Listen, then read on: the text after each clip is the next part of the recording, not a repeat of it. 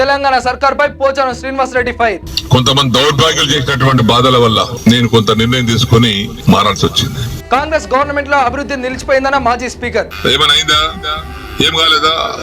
ఏమైంది? 100 కోట్లు ఎస్డీఎఫ్ ఉంటే 30 కోట్లు ఇచ్చారు. తనకు కేసీఆర్ ను మోసం చేయడం ఇష్టం లేదన్న ఎమ్మెల్యే. నేను ఇచ్చింది కేసీఆర్ కాదంటే కదా నేను చెప్తున్నా కేసీఆర్ ఇచ్చిందని. బాన్స్వాడలో మళ్ళీ మనమే గెలుస్తామని పోచారం ధీమా. అందరికీ నమస్తే, వెల్కమ్ టు క్యూ న్యూస్. నేను మీ రాము. బాన్స్వాడ రాజకీయాల్లో పెద్ద కలకలమే రేగింది. నియోజకవర్గ అభివృద్ధి కోసమే కాంగ్రెస్ పట్ల చేరిన అని మాజీ స్పీకర్ పోచారం శ్రీనివాస్ రెడ్డి ప్రభుత్వం పైన తీవ్ర ఆగ్రహం వ్యక్తం చేశారు. పార్టీ మారిన పైసలు విడుదల కాకపోవడంతో, మంత్రులు ఫోన్లు కూడా ఎత్తకపోవడంతో ఆయన మండిపడ్డారు. బీర్కూరులో జరిగిన కార్యకర్తల సమావేశంలో ఆయన చేసిన వ్యాఖ్యలు ఇప్పుడు రెండు పార్టీలలో దుమారాన్ని రేపుతున్నాయి. అసలు పోచారం ఏమన్నారు, సీఎం రేవంత్ రెడ్డిని ఆయన ఏమడిగిండి అనేది మీకు చెప్పే ప్రయత్నం చేస్తాను. కామారెడ్డి జిల్లా బీర్కూర్ చెక్ డ్యాం దగ్గర జరిగిన కార్యకర్తల ఆత్మీయ సమావేశంలో బాన్స్వాడ ఎమ్మెల్యే పోచారం శ్రీనివాస్ రెడ్డి మనసు విప్పి మాట్లాడారు. ఈ సందర్భంగా సంచలన ముచ్చట్లు కూడా చెప్పారు. తాను ఈ వయసులో మంత్రి పదవి కోసమో లేకపోతే పైసల కోసమో కాంగ్రెస్ పట్ల చేరలేదని స్పష్టం చేశారు. తనను గెలిపించిన నియోజకవర్గాన్ని అభివృద్ధి చేసుకుందామన్న ఉద్దేశంతోనే పార్టీ మారాల్సి వచ్చిందని తెలిపారు. కేసీఆర్ను మోసం చేసి బయటికి రావడం తనకు మొదటి నుంచి అస్సలు ఇష్టం లేకుండానే కొన్ని పరిస్థితుల వల్ల తప్పలేదని ఆవేదన వ్యక్తం చేశారు. తాను కప్పుకున్నది కాంగ్రెస్ జెండా కాదని, కేవలం జాతీయ జెండాను మాత్రమే కప్పుకున్నానని చెప్పారు. కొందరు దౌర్భాగ్యుల వల్లే తాను పార్టీ మారాల్సి వచ్చిందని, అన్నం పెట్టిన కేసీఆర్ను ఎప్పటికీ మర్చిపోనని తెలిపారు పోచారం. అయితే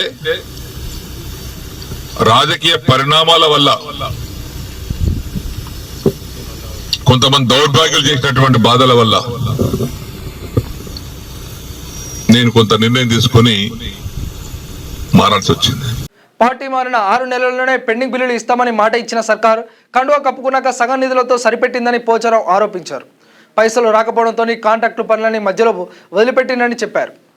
పోయిన ఏడాది నవంబర్లో ఫిరాయింపు ఎమ్మెల్యేతో సీఎం రేవంత్ రెడ్డి సమావేశం ఏర్పాటు చేసినప్పుడు తాను సూటిగా ప్రశ్నించినట్లు వెల్లడించారు.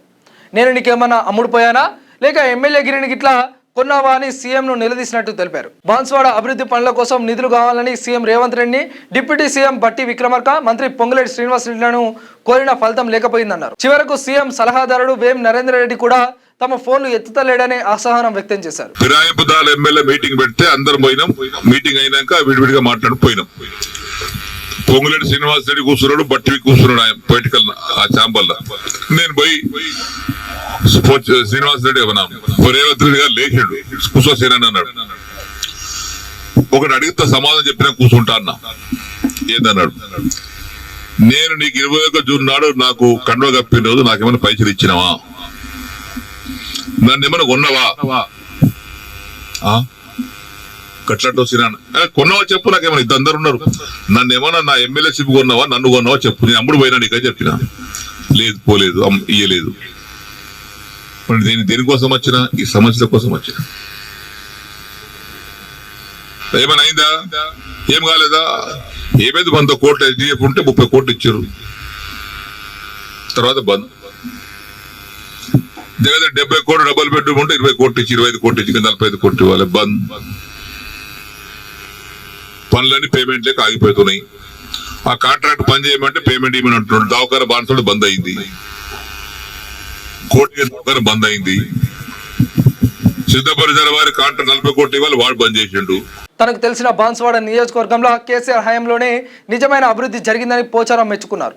సిద్ధాపూర్ రిజర్వాయర్ పనులు నిధులు ఇవ్వకపోవడం లేదని గతంలో పోచారం ధర్నా కూడా చేసిన సంగతి కార్యకర్తలు ఈ సందర్భంగా గుర్తు చేసుకున్నారు. అయినా బిల్లులు ఇవ్వకపోతే కాంట్రాక్టర్లు పనులు ఎట్లా చేస్తారని, రైతులకు నీళ్ళెట్లా వస్తాయని పోచారం మండిపడ్డాడు.